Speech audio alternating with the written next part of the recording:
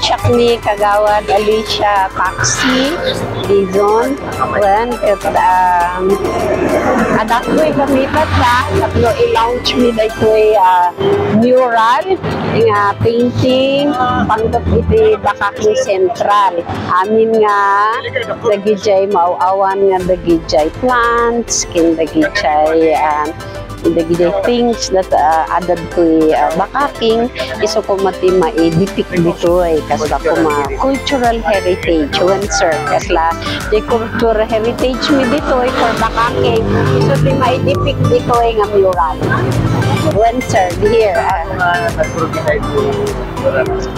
ay actually kana concept ni pa dito last year pa ilaang edi pa lang when last year edi siguro December pa ingana ito tita so nga ito talang de kasla pulpit amin nga consultation kada day elders nagiti community na aramid min iti last year dapat timay tayo awa sir Dapat yan another kumbaga attraction dito sa ating barangay aside from our very beautiful barangay hall po ano ang maibibida dito and how happy is our barangay na meron tayong ganitong ibibida? Actually yun po yung nasabi ni Councilor Yangot kanina na itong mural ang kalalabasan po nito is that it will reflect the culture at saka yung history ng Bakakeng Central.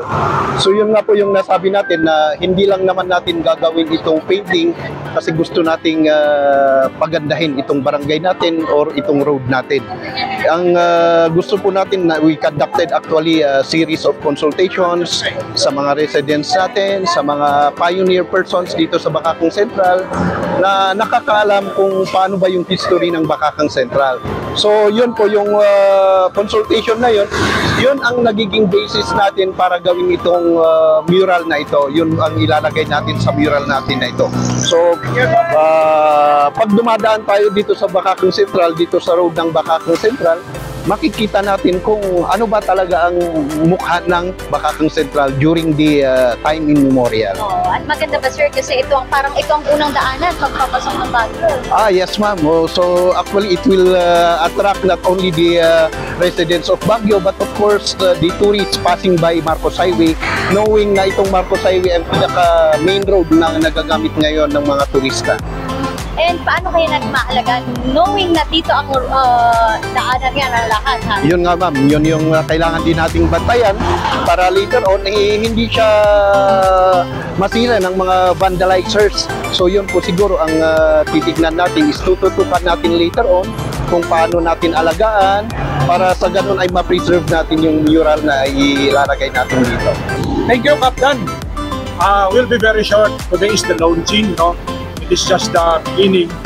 So what will be depicted here is not yet the final version. But today is parang napunala kay groundbreaking.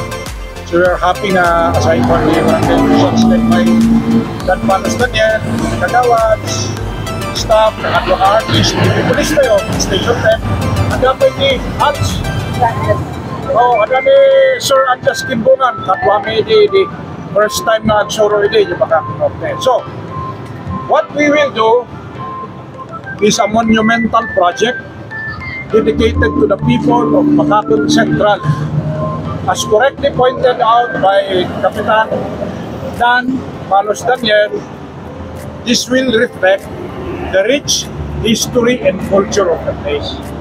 So may kapit ito siguro na series of consultations na natin. And we just had a meeting with the Department of Tourism. There will be a mural walk for the murals in Baguio. This will be one of the best locations. Okay, so anyway, let's have art jamming. No, but art jamming tayo dito. I-layout lang natin yung pininaluwi, i-layout lang namin yung panduto. Then let's just enjoy. It's like you're just playing, okay? Anyway, yung final touches, it will be done later by yung mga taga dito na artists and fellow professional artists from Baguio. So, let's start the ball rolling. Ito yung tinatawag na tunay na Barangay Anihan. Barangay Bayanihan. So this is a community-driven project. And I would like to congratulate the barangay officials of Makati Central for taking the lead. And most especially to the people of Makati Central. And to the ALS who are here, let's enjoy. Okay? Pinturan nyo din. So, pagpalikan nyo din. Pinturan nyo din sa highway yan. Iaramitin niya kasi nakasada na din. Pinturan nyo din. Kastoy. Yeah, kasi apay nga na simento, hindi time nga naramid na ito. Ito nga nayanak nitan, kapitan, di pa nang alis, di kagawat Ariel, kaya ka muna kagawat Polikos, di ka pa nayanak. Okay, so sabi kayo, kagawat kami natin opisyalis nayanak. Okay, start. So, agana kayo di adagyan ng big brush, brushan nyo lang na ito kasi dapat tinaktak na yung about gawa tayo parang linya ng highway.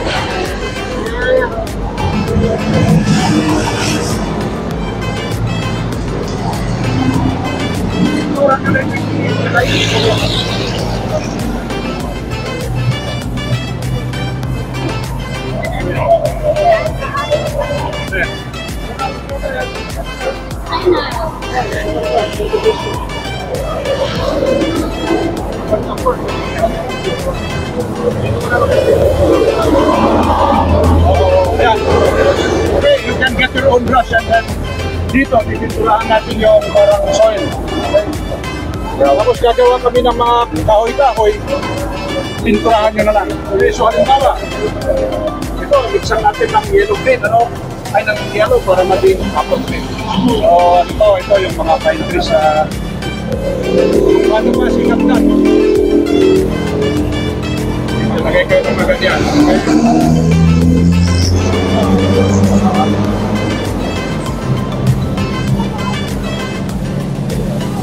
Yahin nyo lang yung ginawa ko. Okay? So yung black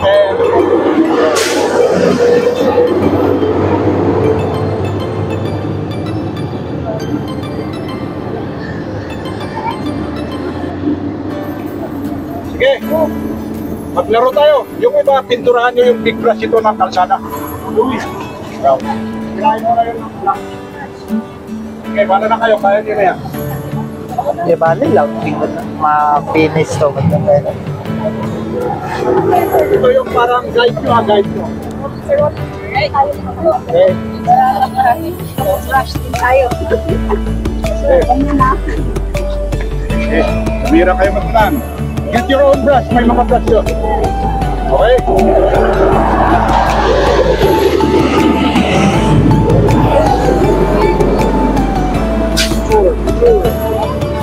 Sure.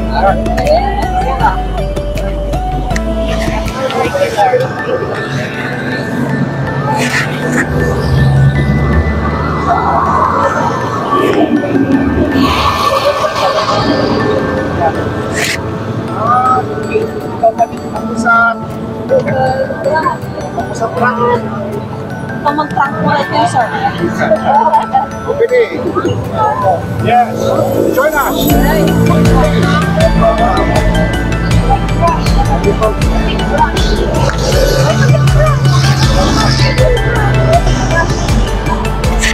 Okay, samahan ng picture yung t-shirt o magkaroon si Mato spreading gasan. Water base yan.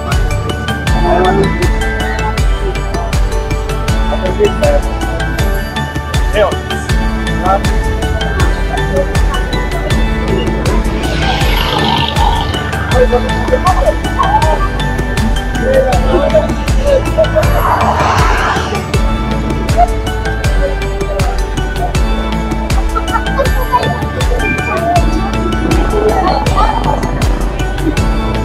Pinuntahan natin mural today, ang paulit-ulit kong naririnig is they would want to, kumbaga, makita yung dating itsura ng barangay, kultura, ang history.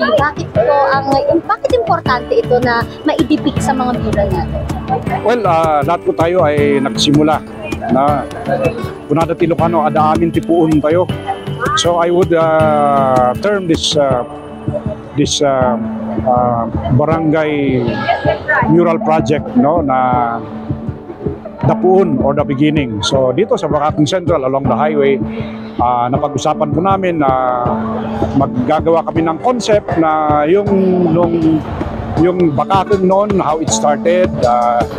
We will show the rich history and culture of the place. And in fact, we made an extensive research. Nagkaroon po kami ni Kapitan, yung mga barangay nagawas, barangay officials, SK, ng public consultation kung ano ba yung nandito noon. And there used to be a very wide pasture lang doon. Kaya nga naging Bacacang ito, Bacacang Central, yung kapit barangay, Bacacang Norte. Bakit po? Kasi there used to be a pasture land of cows o baka. And then, dito noon, ang daming mga dikes o yung mga canals na pinag-iinuman ng mga animals, cattle, mga cows, horses. Ang tawag nila doon is Mambudken. And then, dito noon, marami dito ang species ng birds, locally known as mankakak. Yan. I was able to come up with documentation on this nung ako po'y nagkapitan ng Bacacang Norte, at nalaman ko na yun po nagsimula ang history ng Bacacang. So now, ang kapitan ngayon ng Bacacang Central Barangay si Dan Palos Daniel. Yung kanyang uncle si Jesse Jacob Roma Palos Jr. Palos din. Siya naman ang Bacacang Norte. So more or less the same, kasi this used to be one place under sa tinatawag na Santo Tomas District. Dito lahat. Kaya dito yung gagawin natin ngayon is launching lang ito. This is not yet the final. Parang art jamming ang nangyari ngayon. After the art jamming, we will continue with the mural hanggang matapos. So ito yung tinatawag na barangayanihan, magpabayanihan ang barangay. So yun, halos nagsasabay ang joint mural ng magkakambal, Bacacang Norte and SLUSBP, at ito namang Bacacang Central. So pagka natapos ito ay, well, it will be inaugurated, and then kami po ay nag-usap-usap ng ating buting Regional Director ng Department of Tourism, si Joby Ganoan. We will launch later on a mural walk in the entire city of Baguio. Tayo po yung grupo, yung sa Sinagi and BIAG, Baguio Educators Arts Guild, ang pinakamarami ng natapos na mural. At bukas po, may 3 na ina-inaugurate. Tapos sa Friday, meron na namang susunod. Sana sasama ang panahon. Kaya abangan ang Bacacang Central Mural na with creative initiative, collaboration, partnership ng mga taga Bacacang Central.